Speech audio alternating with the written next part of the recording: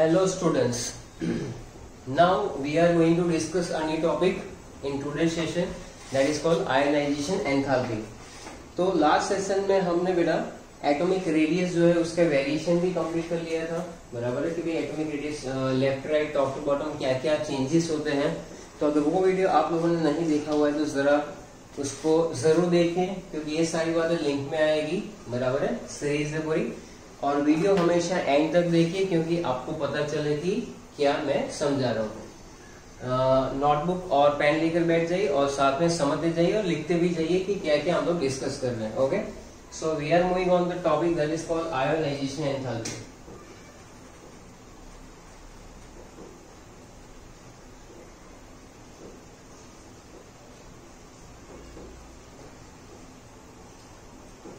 तो ionization enthalpy के अंदर आयोनाइजेशन एंथैल्पी जो है उसके अंदर समझना क्या है. Ionization enthalpy. ओके, तो देखिए सबसे पहले एक एग्जांपल ले लेते हैं. Let us take sodium. तो हमें मालूम है कि हमने लास्ट लेक्चर में ये भी सीखा था कि आइसो इलेक्ट्रॉनिक स्पेसिस क्या होता है, बराबर है, और उसके अंदर कैटायन और एनायन कैसे बनते हैं. तो सोडियम जो है उसका इलेक्ट्रॉन कन्फिगरेशन हमारे पास है 281. What is the electron configuration? 281. अब मुझे ये बताइए कि ये जो 1 वाला इलेक्ट्रॉन है, ये 1 यानी लास्ट शेल में जो इलेक्ट्रॉन है उसका न्यूक्लियस की ओर, बराबर है, क्या होगा? एट्रैक्शन कम होगा, because it is far away from the nucleus. It is in the third shell basically. Neon 3s1 है ये. तो जो लूजली बाउंड इलेक्ट्रॉन होता है उसको अगर हम लोग निकाल देते, कैटायन कैसे बनाते थे? कैटायन कैसे बनाते थे? When we make Na+ an electron, तो व्हाट हैपेंस कि यहाँ पे 2 और 8 लिखते थे हम लोग, बराबर, यानी कि वैलेंस शेल वाला इलेक्ट्रॉन रिमूव हो गया. अगर मैं आपको बताऊं तो ये न्यूक्लियस है, दैट इज फर्स्ट यानी K shell, that is Kl और M यानी थर्ड सेल. तो यहाँ पर 2 इलेक्ट्रॉन है, यहाँ पर 8 इलेक्ट्रॉन है, यहाँ पर 1 इलेक्ट्रॉन है. The valence shell electron is far away from the nucleus, and that's why the attraction force of this electron towards the nucleus is very less, and that's why what happens, the energy which is required to remove that electron, that is basically called ionization enthalpy. बराबर. तो ionization enthalpy क्या होती है? The energy which is required, the minimum energy which is required to remove the valence shell electron forming the cation, that is called ionization enthalpy. ये बहुत ही short और simple definition है. तो यहां पर हम लोग लिख सकते हैं, क्या लिखेंगे कि द मिनिमम एनर्जी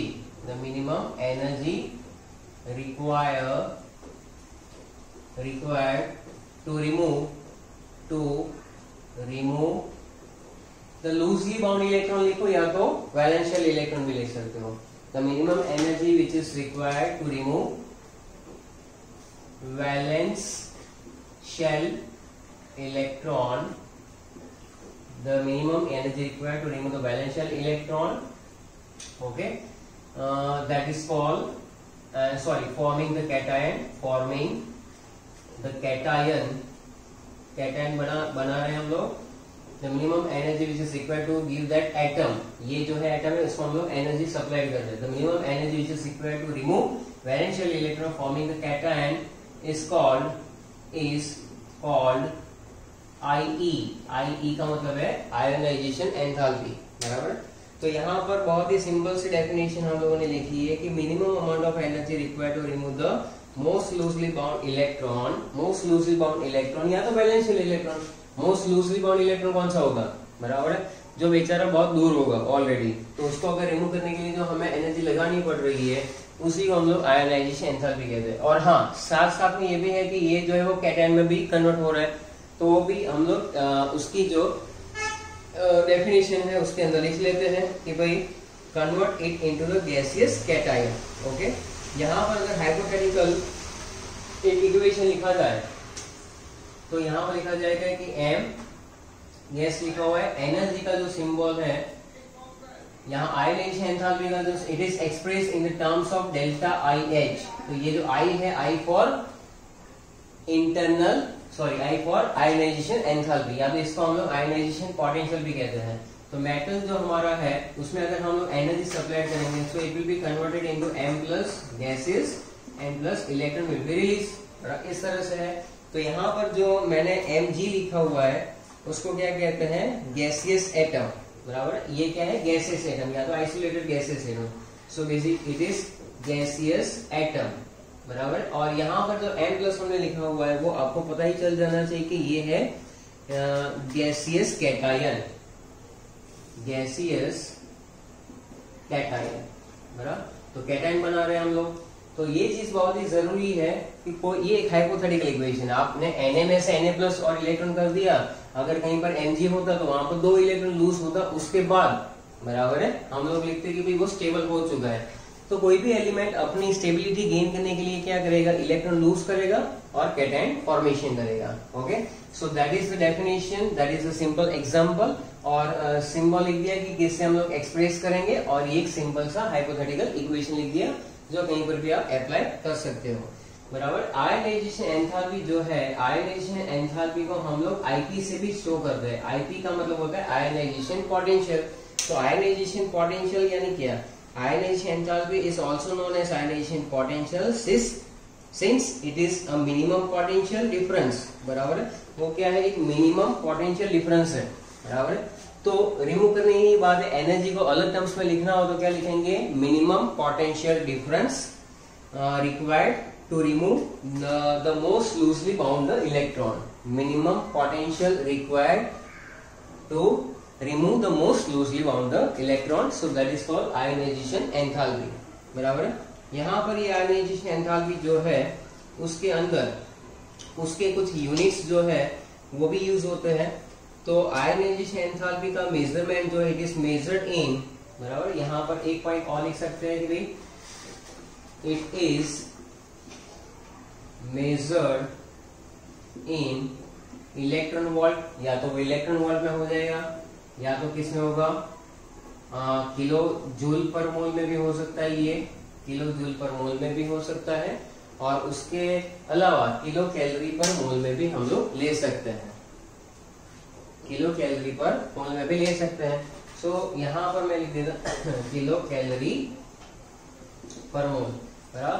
तो यूनिट जो है मेनली कौन कौन से है यहाँ पर हमारे पास, that is electron volt per atom लिख लो, किलो कैलोरी पर मोल और किलो जूल पर मोल। तो यहाँ पर जो है इलेक्ट्रॉन वोल्ट जो है बेटा, इलेक्ट्रॉन वोल्ट पर एटम लिख सकते हैं यहाँ पर, electron volt per atom. So that is the units, बराबर। तो फिर से बहुत ही बेसिक इंफॉर्मेशन है ये। सबसे पहले डेफिनेशन, फिर उसका नोटेशन कैसे इंटरप्रेट करते हैं, एक हाइपोथेटिकल इक्वेशन, आयनाइजेशन एंथैल्पी को आयनाइजेशन पोटेंशियल भी कह सकते हैं, और it is measured in which type of units, बराबर। ये हो गया। अब आप लोग क्या करेंगे कि यहाँ पर जो है उसके जो कुछ कन्वर्जन फैक्टर है वो भी सीख लेंगे। तो 1 इलेक्ट्रॉन वोल्ट पर एटम है, 1 इलेक्ट्रॉन वोल्ट पर एटम। तो यहाँ पर मैं मेंशन कर रहा हूँ कि 1 इलेक्ट्रॉन वोल्ट पर एटम जो है, बराबर। आई थिंक ये आपको दिख रहा होगा, एक बार let me check.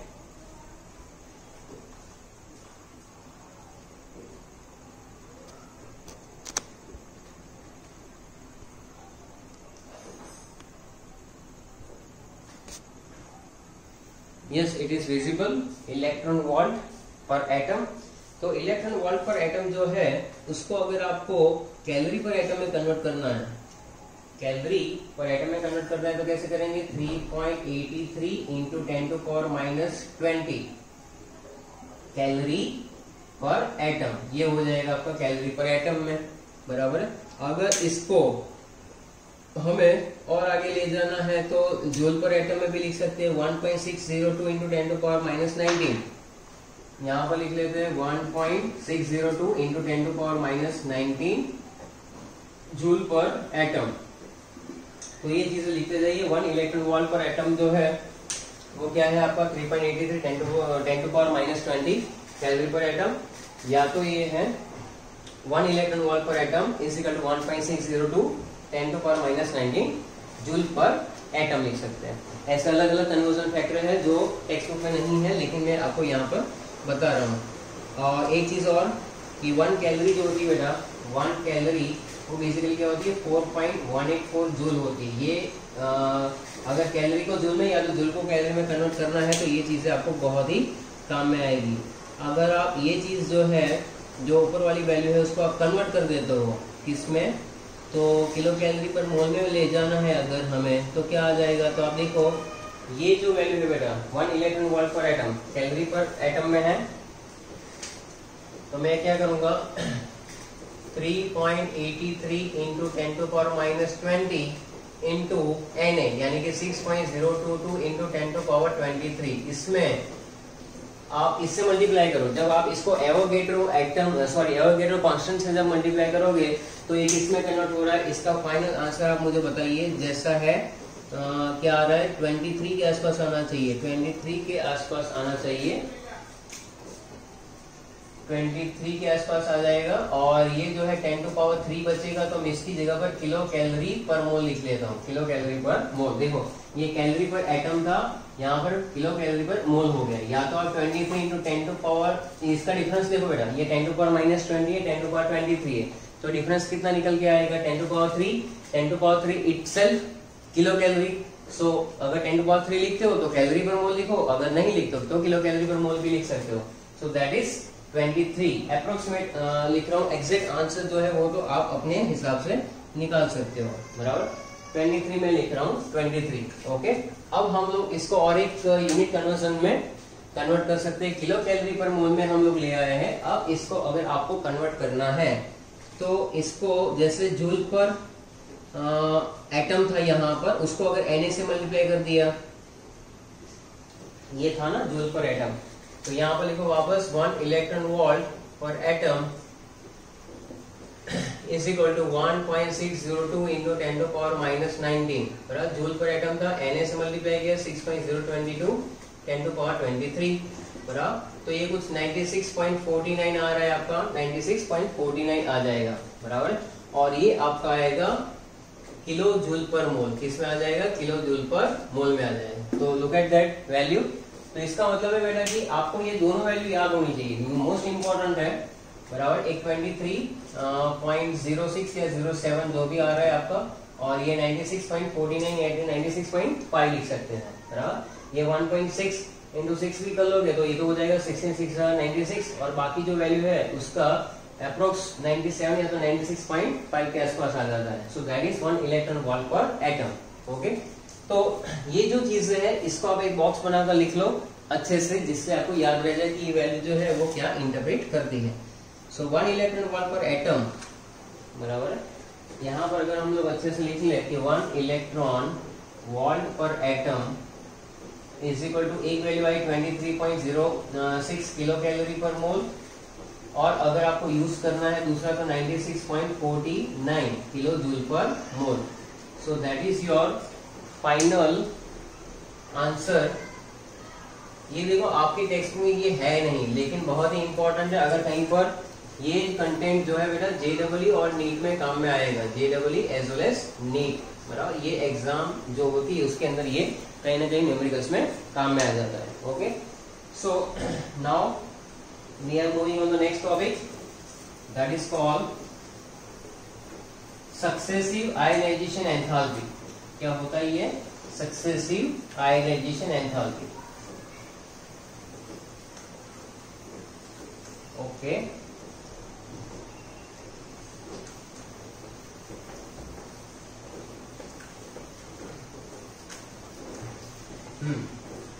Now we are moving on to the next topic, that is called successive ionization enthalpy।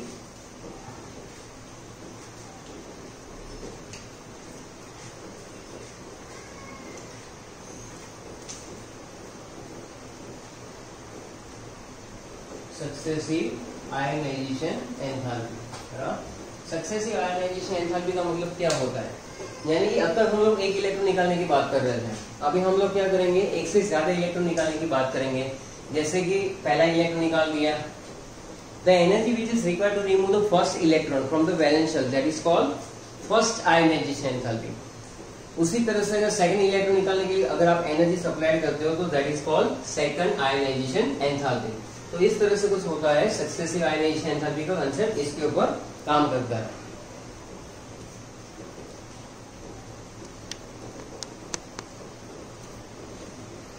Successive ionization enthalpy का कांसेप्ट जो है बेटा इसके ऊपर काम करेगा।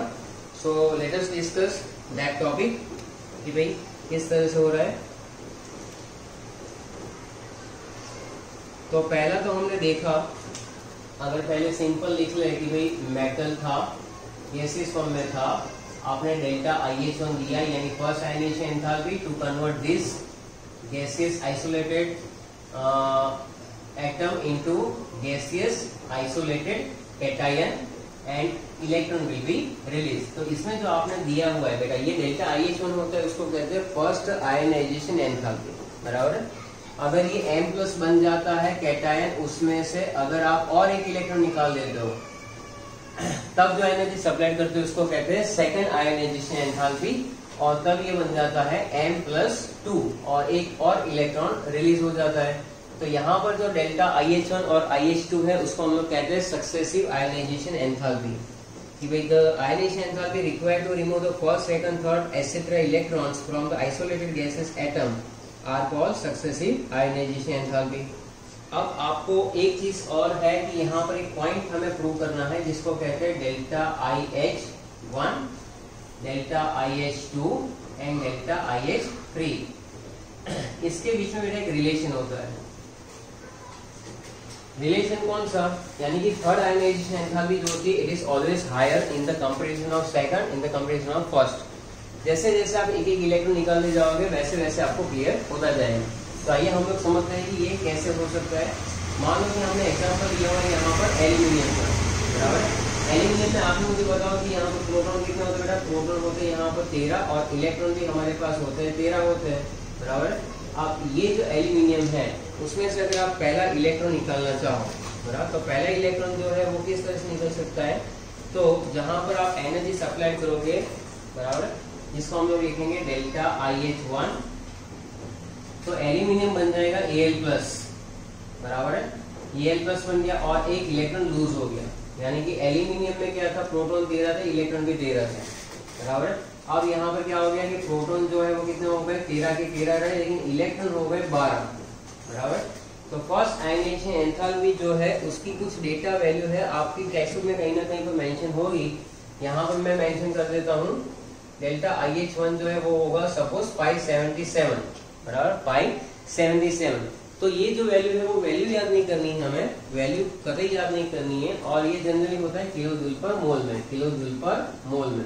ये ऐसे ही मैंने रफली लिखा हुआ है, कुछ दूसरा वो 1700 के आसपास होगी, तीसरा उससे ज्यादा होगी। लॉजिक क्या है? एल्यूमिनियम के अंदर 13 प्रोटॉन 13 इलेक्ट्रॉन है, यानी कि जब प्रोटॉन और इलेक्ट्रॉन सेम होते हैं तो क्या होता है कि एट्रैक्शन फोर्स बैलेंस होता है। जैसे ही एक इलेक्ट्रॉन आप लूज करते हो, मोस्ट लूजली बाउंड इलेक्ट्रॉन का मतलब क्या होता है कि आप देखो एल्यूमिनियम में होता क्या है कि नियॉन होता है और 3s2 3p1 है बेटा, ध्यान से सुनना। आपको पहला इलेक्ट्रॉन किसमें से निकालना है? 3p में से निकालना है। 3p वाला इलेक्ट्रॉन जो होता है it is far away from the nucleus, इसलिए उसका एट्रैक्शन कम रहता है, तो वो वहां से इजिली निकाल लिया हमने डेल्टा IH1, यानी कि एनर्जी सप्लाई की उसको निकालने के लिए, और वो बन गया कि भाई Al+ बन गया, और उसका जो वैल्यू आया वो इतना आया। अब यहाँ पर लिखेंगे हम लोग नियॉन 3s2 लिखेंगे, नियॉन 3s2 लिखेंगे, तो ये कन्फिगरेशन कुछ ऐसी हो गई। अब होता क्या है कि जब आप लोग इसमें से एक इलेक्ट्रॉन निकालते हो, मान लो कि यहाँ पर मैंने सेकंड स्टेप लिख रहा हूँ, ये फर्स्ट स्टेप था, ये सेकंड स्टेप है। सेकंड स्टेप में Al+ है, Al+ में प्रोटॉन कितने हैं? 13 है, लेकिन इलेक्ट्रॉन सिर्फ 12 है, और कन्फिगरेशन में मैं लिखूँ तो नियॉन 3s2 है, ये नियॉन 3s2 है। अब इसमें से जब आप इलेक्ट्रॉन निकालोगे डेल्टा IH2, यानी कि second ionisation enthalpy, just imagine when 13 protons will be there and electrons are 12, what happens? The protons remains the same but the electron are less, so we can say that the effective nuclear charge will be increases, यानी कि attraction ज्यादा है। 12 electron जो बचे हुए हैं और 13 proton है, तो 13 प्रोटॉन का 13 इलेक्ट्रॉन पे जो एट्रैक्शन था उसकी कंपैरिजन में 13 प्रोटॉन का 12 इलेक्ट्रॉन पे एट्रैक्शन ज्यादा होगा। The attraction are more for the remaining electrons, बराबर है। यानी कि यहाँ पर ये जब Al+2 बनेगा, Al+2 बनेगा तो क्या होगा? यहाँ पर प्रोटॉन कितने रहेंगे? 13, और इलेक्ट्रॉन कितने हो जाएंगे? 11। या तो हम लोग ऐसे भी लिख सकते हैं कि ये हो गया नियॉन 3s1, बराबर है। तो यहाँ पर डेल्टा IH2 जो है, यानी कि सेकंड आयनाइजेशन एंथैल्पी जो हम लोग लगा रहे थे यहाँ पर, इट इज मच हायर, कि भाई यहाँ पर जो है 1700-1800 के आसपास कुछ वैल्यू रहेगी, बराबर। और डेटा में आपके टेक्स्ट में ये वैल्यू दी हुई है, but value is not important, the concept is important, बराबर है। कि भाई second ionization enthalpy always higher than the first ionization enthalpy, what is the reason. मैं यहाँ पर पूरा एक्सप्लेनेशन नहीं लिख रहा हूँ, लेकिन आपको समझा रहा हूँ। क्या समझा रहा हूँ कि भाई जैसे एक इलेक्ट्रॉन वहां पर रिमूव हो जाता है तो क्या होता है वो आपको समझ में आ जाना चाहिए कि when one electron has been removed from the neutral gaseous atom, positively charged ion form, बराबर। उसके पास एक इलेक्ट्रॉन कम है, then the number of protons, तो आप देख रहे हैं कि यहाँ पर जो है नंबर ऑफ इलेक्ट्रॉन कम है, नंबर ऑफ प्रोटॉन ज्यादा है, तो बाकी जो ये प्रोटॉन्स है वो 12 इलेक्ट्रॉन पे क्या करेंगे, ज्यादा एट्रैक्शन लगाएंगे, बराबर है। तो एट्रैक्शन ज्यादा होने की वजह से यहाँ पर आप अपने हिसाब से भी लिख सकते हो कि as a result electrostatic attraction between the nucleus and the remaining electron will be increases in cation, and that's why what happens, effective nuclear charge increase होता है। अब इफेक्टिव न्यूक्लियर चार्ज क्या चीज है वो बाद में भी हम लोग डिस्कस करेंगे, वो नंबर ऑफ प्रोटॉन्स ही और कुछ है नहीं। अच्छा, अब है हमारे पास थर्ड वाला पॉइंट, यानी कि हम लोग पहुंच चुके हैं Al+2 पे। Al+2 पे जब हम लोग डेल्टा IH3 लगाएंगे, यानी आप सोचो तो सही, जस्ट इमेजिन के प्रोटॉन हमारे पास 13 है, अब इलेक्ट्रॉन सिर्फ 11 है, यानी कि 3s1 में से इलेक्ट्रॉन निकालना है, ये 3s1 वाला इलेक्ट्रॉन। इसका मतलब ये हो जाता है कि when the number of electron is more, यानी और कम हो गए ना इलेक्ट्रॉन, यहाँ पर कितने थे, 12 थे, 11 हो गए, so what happens, the attraction force will be increases, बराबर। And that's why third ionization enthalpy is much higher to converting this into Al+3, और एक इलेक्ट्रॉन लूज हो जाएगा, यहाँ पर प्रोटॉन 13 और इलेक्ट्रॉन 10। बस अब ये नियॉन जैसा हो गया, नियॉन एक स्टेबल कॉन्फ़िगरेशन है, और आपको मालूम है कि जो Al+3 है वैसा ही एल्यूमिनियम के लिए आयन मिलता है। तो ये जो वैल्यू है बेटा, उसमें डेल्टा IH3 जो है वो कुछ आपकी आ रही value, that is all about delta IH3 की जो वैल्यू है, बराबर, वो कुछ आपकी रहेगी 2760 के आसपास किलो जूल पर मोल। तो इस तरह से आपको याद रखना है कि यहाँ पर third ionization enthalpy is much higher than the first and second. So that is the next point, successive ionization enthalpy. Successive ionization enthalpy जो है उसके लिए आपको ये वाला एग्जांपल लेकर एक्सप्लेन कर देना है। So that is very simple. तो आज का जो हमारा टॉपिक है उसके अंदर आयनाइजेशन एंथैल्पी की डेफिनेशन हमने पढ़ी हुई है। Then we are study what about that, कि भाई हाँ यूनिट क्या होता है, किसमें हम लोग उसको एक्सप्रेस कर सकते हैं, किलो जूल पर मोल, kilo calorie per mole, electron volt per atom, बराबर है।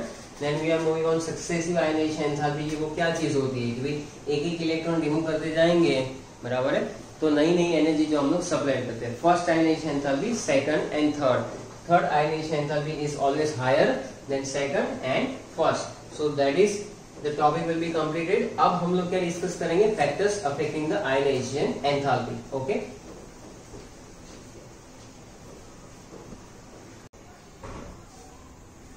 now we are focusing on factors governing ionization enthalpy, यानी कि कौन कौन से फैक्टर जो आयनाइजेशन एंथैल्पी को गवर्न करते हैं। गवर्न करने का मतलब है कि उससे आयनाइजेशन एंथैल्पी इंक्रीज भी हो सकती है या तो डिक्रीज भी हो सकते हैं। सो let us start with the first, that is called nuclear charge. Nuclear charge के अंदर मैंने सेकंड पीरियड जो है वो लिखा हुआ है बेटा, आपकी एक्सप्लेनेशन के लिए लिखा हुआ है। आपको सिर्फ जो समझना है वो मैं जो एक्सप्लेन कर रहा हूँ वही आपको समझना है। Lithium, beryllium, boron, carbon, nitrogen, oxygen, fluorine and neon, that is your second period, बराबर है। हाँ, अब आप देख सकते हैं कि यहाँ पर वैल्यू है लिथियम की 52899 है। लिथियम से लेकर नियॉन तक अगर आप फोकस करोगे तो लिथियम की 520 है, किलो जूल पर मोल में है वो सारी वैल्यूज, और नियॉन की है तुम्हारी 2080, यानी कि लेफ्ट टू राइट हम लोग जा रहे हैं, जिसमें न्यूक्लियर चार्ज इसका +3 है, +4, +5, +6, 7, 8, 9 एंड 10। तो न्यूक्लियर चार्ज जो है वो बेटा जैसे जैसे इंक्रीज होता है, आपने ये ऑब्जर्व किया हुआ है कि भाई आयनाइजेशन एंथैल्पी भी इंक्रीज हो रही है। So ionisation enthalpy is directly proportional to the nuclear charge. ऐसा क्यों होता है? तो आप अगर ऑब्जर्व करो कि यहाँ पर आपके पास मान लो कि मैं एक ड्रॉ कर रहा हूं एटम, यहाँ पर है 2 इलेक्ट्रॉन जो के शेल में हमेशा से रहते हैं, एल के अंदर क्या होगा, बेरिलियम लिथियम होगा तो 1s2s1 है, यानी कि एक इलेक्ट्रॉन आएगा बराबर। फिर बेरिलियम में 1s2s2 यानी 2 इलेक्ट्रॉन, 3 4 5 6 7 और 8। इस तरह से आप देखोगे कि सेकंड शेल में ही इलेक्ट्रॉन सारे के सारे एंटर हो रहे हैं, यानी कि न्यूक्लियस से आप डिस्टेंस देखो तो डिस्टेंस में कोई खास फर्क पड़ता नहीं है। जब आप लेफ्ट टू राइट जाते हो तो इलेक्ट्रॉन कहीं पे दूर एंटर नहीं हो रहा है, इलेक्ट्रॉन उसी एनर्जी शेल में ऐड हो रहा है जो लिथियम में हो रहा था, बराबर है। हाँ, फर्क इतना है कि सब सेल जो इसमें चेंजेस आ सकते हैं 2s और 2p, यहाँ पर जाते जाते वो 2p हो जाएगा, लेकिन है तो सेकंड एनर्जी लेवल है बेटा। न्यूक्लियस चार्ज साथ में प्रोटॉन भी बढ़ रहे हैं, यहाँ पर न्यूक्लियस में जैसे जैसे प्रोटॉन्स बढ़ेंगे वैसे वैसे होगा क्या कि nucleus attract the electrons towards itself more formally tightly attract करके रखेगा, क्योंकि यहाँ पर प्रोटॉन्स भी बढ़ रहे हैं और वहां पर इलेक्ट्रॉन्स भी बढ़ रहे हैं, लेकिन इलेक्ट्रॉन दूर नहीं जा रहे हैं, इलेक्ट्रॉन वहां पर ये। So we can say that कि भाई जैसे जैसे न्यूक्लियर चार्ज इंक्रीज होता जाता है, when we move from left to right, nuclear charge हमें मालूम ही है कि इंक्रीज होता जाता है, and the electrons of outer shell are more formally held by the nucleus and thus greater energy is required to remove this electron. यानी कि आप यहां से यहां आएंगे, यहां पर प्रोटॉन्स बढ़ेंगे और इलेक्ट्रॉन के और न्यूक्लियस का अट्रैक्शन बढ़ेगा, और उसकी वजह से होगा क्या, this electrons are formally attracted और formally attracted towards the nucleus. So what happens? The energy required to remove this electron will be higher and higher, बराबर है। यानी जैसे लिथियम से नियॉन में जाओगे तो एनर्जी बढ़ती ही जाएगी। यहाँ पर देखो कहाँ 520 और कहाँ पर 2080 हो गई है वैल्यू, तो उसके बेसिस पे ये एनर्जी बढ़ रही है। बस इतना याद रखना है, ionization enthalpy directly proportional to nuclear charge, because क्या बार बार कैसे हो गया एक बार कंप्लीट। चलो एटॉमिक साइज, एटॉमिक साइज की अगर हमें बात करनी है बेटा तो हम लोग जाएंगे लिथियम से सीजियम, बराबर है। लीना ने की रब से फरियाद, तो लीना कौन, लिथियम सोडियम, की का मतलब पोटेशियम, रुबिडियम एंड सीजियम। हाँ, तो यहाँ पर हम लोग देखते हैं कि होता क्या है। यहाँ पर क्या कि उसकी जो लैला थी वो पास में थी, कहीं दूर नहीं जा रही थी। यहाँ पर हो क्या रहा है, लैला यानी कौन, इलेक्ट्रॉन, बराबर है। मजनू तो ये रहे बेचारे, मजनू बढ़ते रहते थे, इलेक्ट्रॉन नजदीक थे, लैला तो अट्रैक्ट बढ़ रहा था। एटॉमिक साइज में हुआ क्या कि लिथियम से सीजियम में वैल्यू देखो 520 से 374 हो गई, यानी डिक्रीज हो रही है। तो सिंपल से तो लॉजिक है, इसमें क्या घबराने की बात है। अगर आप लिथियम में ऑब्जर्व करोगे तो लिथियम में होता क्या है, यहाँ पर मान लो कि 2 इलेक्ट्रॉन है, यहाँ पर 1 इलेक्ट्रॉन है। सोडियम में जैसे ही जाते हो तो होता क्या है कि इलेक्ट्रॉन दूर चला गया, 2 इलेक्ट्रॉन 8 इलेक्ट्रॉन और 1 इलेक्ट्रॉन, बराबर। अब इलेक्ट्रॉन का दूर जाना वो बेचारे न्यूक्लियस को गवारा नहीं है, क्योंकि न्यूक्लियस का एट्रैक्शन फोर्स तो कम हो गया ना, क्योंकि शेल इंक्रीज हो गया, यानी कि न्यूक्लियस से इलेक्ट्रॉन का डिस्टेंस तो बढ़ा। यहाँ की कंपैरिजन में यहाँ का डिस्टेंस जो है बढ़ जाता है, and the distance between the nucleus and electron increases. What happens, the attraction of this वैलेंशियल electron towards the nucleus will be decreases. तो इलेक्ट्रॉन दूर जाता है तो उसका यहाँ न्यूक्लियस की ओर अट्रैक्शन कम हो जाता है, और उसकी वजह से क्या होगा, चल फुट आराम से रिमूव हो जाएगा। तो जैसे जैसे इलेक्ट्रॉन दूर जाएंगे, 520 से 496 हो गया, फिर 419 हो गया, तो आयनाइजेशन एंथैल्पी जो है एटॉमिक साइज के इनवर्सली प्रोपोर्शनल है। इसका मतलब क्या कि जैसे जैसे एटम की साइज छोटी बड़ी बड़ी बड़ी बड़ी होती जाएगी, वैसे वैसे आयनाइजेशन एंथैल्पी जो है आप देख सकते हो कि वैल्यू छोटी छोटी छोटी होती जाएगी। यानी कि यहाँ पर 520 है तो यहाँ पर 374 हो जाएगा, बराबर है। तो एटॉमिक साइज बढ़ेगी तो आयनाइजेशन एंथैल्पी डिक्रीज होगी, बराबर है। एक आप टेबल बना लो साथ में, और एक्सप्लेनेशन आप अपने वर्ड्स में लिख सकते हो। फिर हम लोग आगे बढ़ते हैं। सो that is all about the atomic size, और रेडियस भी कह सकते हो आप। नेक्स्ट है हमारे पास पेनिट्रेशन इफेक्ट। चलो, पेनिट्रेशन इफेक्ट जो है उसके अंदर क्या होता है। पेनिट्रेशन इफेक्ट का मतलब क्या, घुसपैठ, बराबर। जैसे आपको मालूम है ना कि बॉर्डर पे आतंकवादी घुस जाते हैं तो हम लोग क्या फायर करके धड़ाम से उड़ा देते हैं, लेकिन मान लो कि वही आतंकवादी धीरे धीरे धीरे धीरे करके देश के अंदर आ जाता है तो उसको उड़ाना मुश्किल ही नहीं, नामुमकिन है। क्यों, क्योंकि पेनिट्रेशन इफेक्ट का मतलब है कि वो कितना नजदीक है, बराबर, या तो कितना दूर है, बराबर। पेनिट्रेशन इफेक्ट में अगर मैं आपको एग्जांपल दूं कि मान लो कि ये तो सिंपल सा लिखा हुआ है कि ionization enthalpy directly proportional to penetration effect, penetration जैसे बढ़ेगा वैसे वैसे आयनेशन एंथैल्पी बढ़ेगी, सिंपल सी बात है। अच्छा मुझे ये बताओ कि न्यूक्लियस से सबसे नजदीक पाए जाने वाले इलेक्ट्रॉन कौन से? The probability to finding the electron near the nucleus, वो कौन से इलेक्ट्रॉन होते हैं? अगर आप एक ही एनर्जी शेल ले लो, सेम एनर्जी सेल में, मान लो कि 4 है तो 4s, 4p, 4d और 4f, तो आपको ये पता होना चाहिए कि s electron are more closer to the nucleus compare to p electron, d electron and f electron, बराबर है। तो s इलेक्ट्रॉन जो ऑर्बिटल की साइज कैसी है? स्फेरिकल होती है, शेप ऐसा होता है, p डम्बल शेप में है, इसका मतलब कि s इलेक्ट्रॉन की जो प्रोबेबिलिटी है मिलने की वो सबसे ज्यादा है। तो s electron are more close to the nucleus, बराबर, और क्लोज होने से क्या हुआ? उसका पेनिट्रेशन इफेक्ट भी बढ़ जाता है। तो s इलेक्ट्रॉन का पेनिट्रेशन इफेक्ट ज्यादा है, तो उसको नॉकआउट करने के लिए आपको एनर्जी भी ज्यादा ही चाहिए बॉस, बराबर है। ये चीज आपके दिमाग में बिठा दो कि s electron are more closer than p electron are more closer than d electron are more closer than f electron. So on the basis of that we can say that कि पेनिट्रेशन इफेक्ट जैसे जैसे बढ़ेगा, बराबर है, we know that कि penetration effect बढ़ने से क्या होता है? मल्टी इलेक्ट्रॉन एटम की बात है, सिंगल इलेक्ट्रॉन नहीं। तो s orbital has a maximum probability find near the nucleus and probability goes on decreasing in case of p d and f orbitals. So let us discuss with some examples. S electrons are more closely to the nucleus and held more firmly by the nucleus. So the ionization enthalpy will be high. तो ionization enthalpy जो है वो मैंने आपको अभी अभी बताया। चलो एक एग्जांपल ही देख लेते हैं कि यहाँ पर अगर मैं आपको बताऊं कि मान लो कि यहाँ पर मेरे पास है एक एल्यूमिनियम और एक है magnesium. What is the configuration of aluminium? ये आपको पता होना चाहिए। एल्यूमिनियम की कन्फिगरेशन क्या लिखेंगे हम लोग? 1s2 2s2 2p6 3s2 3p1, बराबर है। और इसका होगा आपका 1s2 2s2 2p6 और 3s2। अब आपको कोई पूछ ले कि फर्स्ट आयनाइजेशन एंथैल्पी किसकी ज्यादा और किसकी कम होगी? फर्स्ट आयनाइजेशन एंथैल्पी की बात कर रहा हूँ, first ionization enthalpy. So in that case what happen, aluminium में से अगर आपको इलेक्ट्रॉन निकालना है तो p इलेक्ट्रॉन निकालना है बेटा, और अगर Mg में से निकालना है तो s इलेक्ट्रॉन निकालना है। दोनों है कहां पर? थर्ड एनर्जी शेल में ही है, बराबर है। एक 3s में होगा और एक 3p में होगा, 3p, बराबर, 3p में होगा। लेकिन यहाँ पर मैंने जैसे समझाया वैसे कि s electron are more closer to the nucleus than p electron. So in that reference कि यहाँ p इलेक्ट्रॉन में से p ऑर्बिटल में से एक इलेक्ट्रॉन निकालना है और यहाँ पर से s इलेक्ट्रॉन में से। तो s में यहाँ पर इलेक्ट्रॉन जो है इट इज मोर पेनिट्रेटेड, इसका मतलब है it is more closer to the nucleus in the comparison of p electron. So p electron will be knock out easily in the comparison of s electron, बराबर है। तो ये कहानी clear हो गई कि penetration effect directly proportional to ionization enthalpy.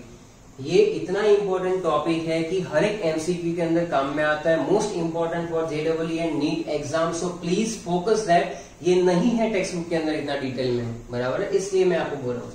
दूसरी बात है इलेक्ट्रॉन कन्फिगरेशन। तो इलेक्ट्रॉन कन्फिगरेशन एक पॉइंट है, एक पॉइंट और है जो मैं आपको नेक्स्ट लेक्चर में समझाऊंगा, जो है शील्डिंग इफेक्ट। अगर शील्डिंग इफेक्ट ले लिया तो ये टॉपिक बहुत लंबा हो जाएगा। So we are focusing on that. Electron configuration जो है उसमें आपको याद रखना है हाफ फिल्ड ऑर्बिटल होती है, कंप्लीटली फिल्ड ऑर्बिटल होती है, completely filled, they are more stable, बराबर है। तो ये याद रखना है आपको कि स्टेबल इलेक्ट्रॉन कन्फिगरेशन हुई अगर, और अगर आपको इलेक्ट्रॉन निकालना हुआ तो वो मैटर करेगा। जैसे कि अगर मैं यहाँ पर लिखता हूँ कि नाइट्रोजन और यहाँ पर लिख लो ऑक्सीजन, तो नाइट्रोजन के केस में क्या होता है 1s2 2s2 और 2p3 है, यहाँ है 1s2 2s2 और 2p4। ध्यान से सुनना, मैं सिर्फ और सिर्फ 2p इलेक्ट्रॉन की ही बात कर रहा हूँ क्योंकि आपको पहला इलेक्ट्रॉन निकालना है। यहाँ पर 2p में क्या है बेटा, यहाँ पर 1 2 और 3 इलेक्ट्रॉन है। यहाँ पर 2p के अंदर कितने इलेक्ट्रॉन, 1 2 3 और 4 इलेक्ट्रॉन है, बराबर। ये 2px 2py और 2pz है दोनों में, बराबर। इसमें मैं लिख नहीं रहा हूँ। That is exactly half filled orbital. तो आपने सेकेंड चैप्टर में पढ़ा है एटॉमिक स्ट्रक्चर के अंदर कि half filled orbitals are more stable and complete filled भी, लेकिन यहाँ पर क्या है कि half filled orbital are more stable than p4 configuration. So p3 is more stable than p4 configuration. So what happens, when the stability will be higher we have to supply the more energy to knock out this electron, बराबर है। यानी कि जब N में से N plus बनाते हो, oxygen में से O प्लस बनाओगे, तो वहां पर होगा क्या कि आपको नाइट्रोजन में से इलेक्ट्रॉन जब निकालना है तो आपको ज्यादा एनर्जी सप्लाई करनी पड़ेगी इन द कंपैरिजन ऑफ ऑक्सीजन, बराबर। Because nitrogen atom contain exactly half p orbital and this arrangement gives extra stability to the atom and as a result removal of electron becomes difficult, so ionization enthalpy is high, बराबर। इसी तरह से electron configuration में और एक case ले लेते हैं हम लोग, दूसरा होता है बेटा noble gas configuration. Noble gas configuration का मतलब क्या है कि NH2 अब ऑक्टेट ही कंप्लीट है, बराबर। 8 इलेक्ट्रॉन है तो किसकी मजाल है कि इलेक्ट्रॉन निकाल पाए, क्योंकि स्टेबल कॉन्फ़िगरेशन है। ये कैसा है, स्टेबल कॉन्फ़िगरेशन है सबसे ज्यादा, बराबर। स्टेबल कॉन्फ़िगरेशन के हिसाब से होगा क्या कि जब स्टेबल कॉन्फ़िगरेशन होता है, बराबर, तो आयनीकरण एंथैल्पी जो है वो सबसे ज्यादा होती है। आप अपने हिसाब से चेक करो कि it is not easy to remove that because it is very stable, बराबर, and it is highly stable. यहाँ पर ध्यान दो कि लिथियम सेकंड पीरियड में नियॉन की वैल्यू कितनी है, यहाँ तक आप देखोगे तो 1681 थी, सडनली जो इंक्रीज आया ना बॉस, तो भाई इतनी ज्यादा वैल्यू हो गई कि भाई हमें उसको निकालने के लिए बहुत ज्यादा एनर्जी देनी पड़ रही है। So that is due to this configuration कि यहाँ पर आपकी जो कॉन्फ़िगरेशन है वो एक स्टेबल कॉन्फ़िगरेशन है। तो इलेक्ट्रॉन कॉन्फ़िगरेशन भी मैटर करती है आयनाइजेशन एंथैल्पी के ऊपर, बराबर। सम ऑफ विद सम पॉइंट्स कि हमने क्या क्या सीखा कि न्यूक्लियर चार्ज इंक्रीज होता है तो आयनाइजेशन एंथैल्पी इंक्रीज होगी। Based on that it is clear, ये 520 यहाँ तक जाते जाते ये काफी बढ़ जाता है। बीच में कहीं पर ड्रॉप आ रहा है, कहीं पर ड्रॉप आ रहा है, लेकिन फिर भी मैं समझाऊंगा वहां पर कि जहां पर हम लोग आगे डिस्कस करेंगे। वैसे नाइट्रोजन ऑक्सीजन का केस तो यहाँ पर आ गया, बराबर। तो अकेला न्यूक्लियर चार्ज मैटर नहीं करता है भाई, बराबर है, और भी चीजें मैटर करती है। तो न्यूक्लियर चार्ज जो है उसके हिसाब से ये हुआ। एटॉमिक साइज में क्या हुआ कि top to bottom atomic size अगर बढ़ रही है, बराबर, तो electron will be far away and that's why ionization enthalpy will be decreases. Penetration effect में क्या हुआ कि SPDF में अगर S इलेक्ट्रॉन नजदीक हुआ तो उसको निकालने के लिए आपको ज्यादा एनर्जी सप्लाई करनी पड़ेगी compare to PDNF, and that is electron configuration, half filled, completely filled, ये सारे केसेस आ जाएंगे। और यहाँ पर है नोबल गैस कॉन्फ़िगरेशन। तो आज का हमारा टॉपिक यहाँ तक था। आगे जब हम लोग मूव करेंगे that is all about the screening effect and moving on variation of ionization enthalpy in period N and group, बराबर। Till then just keep learning, okay, thank you so much।